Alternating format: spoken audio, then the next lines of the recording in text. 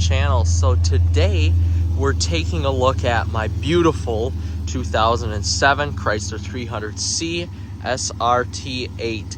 We're gonna hop in the driver's seat here and I'm going to explain to you why, if you have the opportunity to buy one of these, you should. All right guys, so in the 300 SRT8, and the reason I'm making this video here, and I'll try to make it short and sweet, no guarantees, is the fact that my girlfriend and I were driving just to go to the gym yesterday after work to go work out and come back, and she actually drove this to the gym and back. So that brought up a great video point here for me. So I don't drive this car very much anymore. It's more, it's always been my weekend cruiser, but now it just seems like it's more of my weekend cruiser than what it actually was before, because I have a Chevy Volt for daily driving and my Ram truck for work and my Dodge Challenger SRT8 now, along with her, my girlfriend's AMG GLE. So this car just doesn't get driven as much as I wanted it to. I think, well, this year it's already July and I've only put on 491 miles on it. So not as much as I would like, but hey, that's okay. So thus why I'm making the video here. So why should you get one of these vehicles? Well, for starters, I paid with 72,000 miles on it in 2023. I paid $18,000 for this car. It has been absolutely phenomenal for those $18,000. And now you can even get one of these .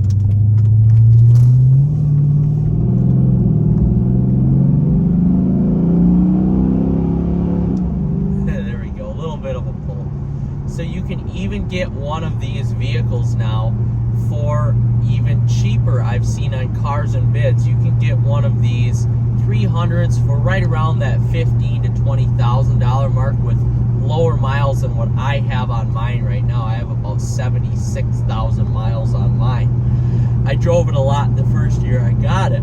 So these are fairly cheap, very reliable. There is no cylinder deactivation on these vehicles, so you don't run into the same Hemi issues that you do with the 5.7 or the 6.4, although frankly I've had 3 5.7s. My family's had 4 total, and we have had 0 issues with those. So you're getting a very reliable machine, and all this tech in here, well, it actually did have a lot of tech for 2007. It's a little bit older, so you don't necessarily have to worry about it, screwing up or the expense being there, because there's so many of these vehicles produced.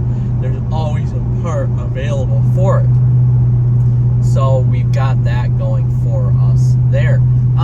Next, anybody can drive this vehicle, even though essentially with a tune in the air intake, mine's got about, I would say, 460 horsepower.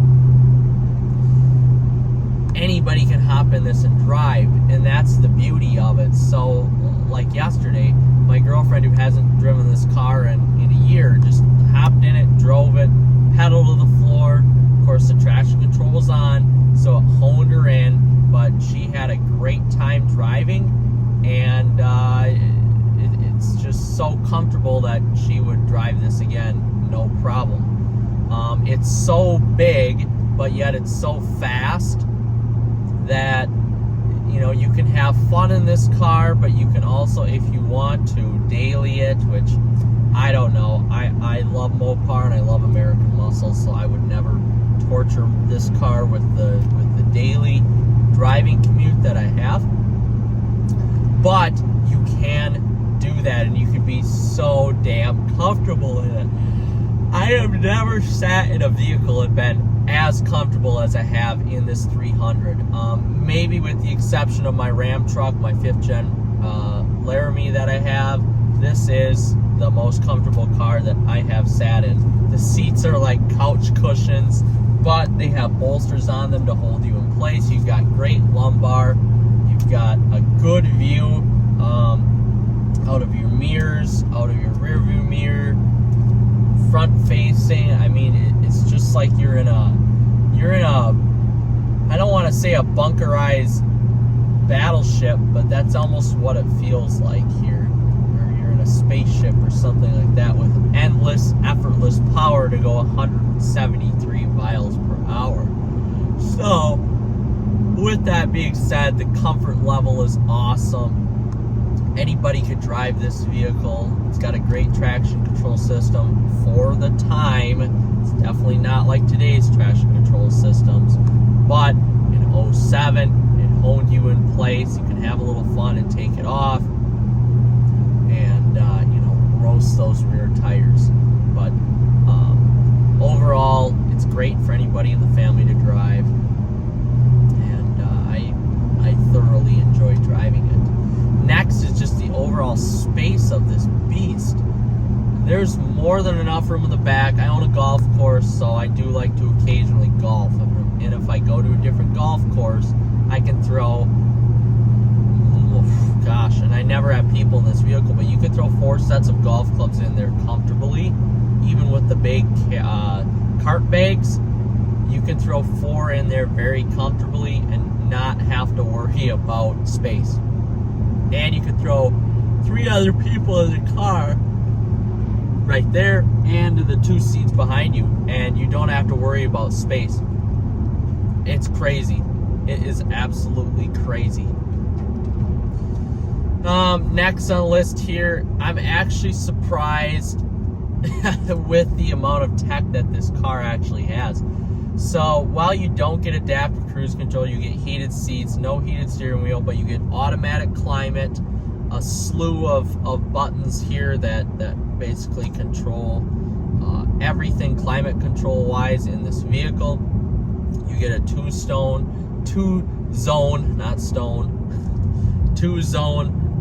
automatic climate control system in here. You get a good traction control system. You get the home link for your garage doors, sunroof, actually pretty large sunroof. What else do you get in here? Automatic wipers, automatic high beams, headlights that move with you. I believe they move while you turn, and they're automatic leveling, so you get a little bit of that with it as well.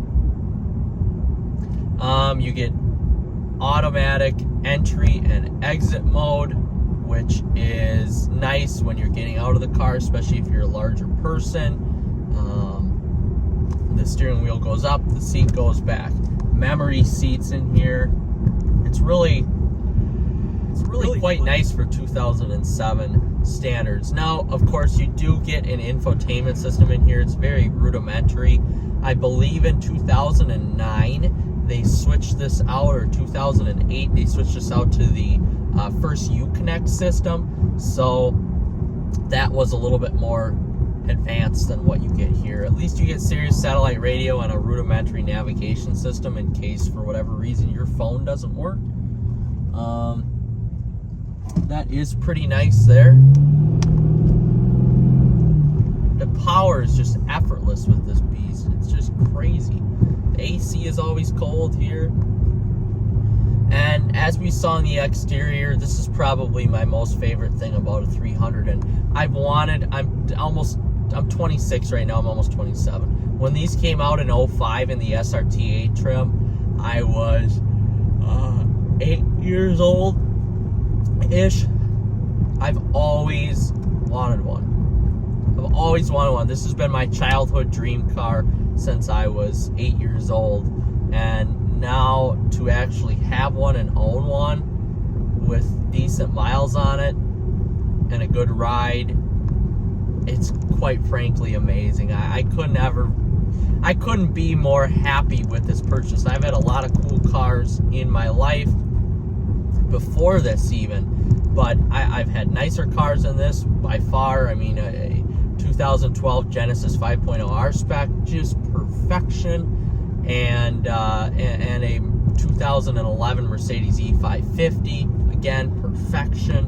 But this vehicle just does it for me. And yes, the interior may not be as nice as those, but you get the history of Mopar, you get American muscle, you get a vehicle that is reliable and it's fun to drive, and it always get looks on the road.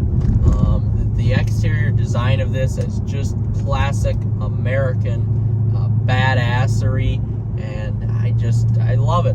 I've always loved it, and I was fortunate enough to buy my dream car. Yes, I have other cool dream cars that cost way more than this, but this is the affordable American dream car to me, and for that reason, I absolutely love it. So, guys, this was just a quick little video. I promise I'd keep it slightly short here, and that's it. So if you like this content about the 300, like and subscribe. There's way more coming. We'll see you in the next one.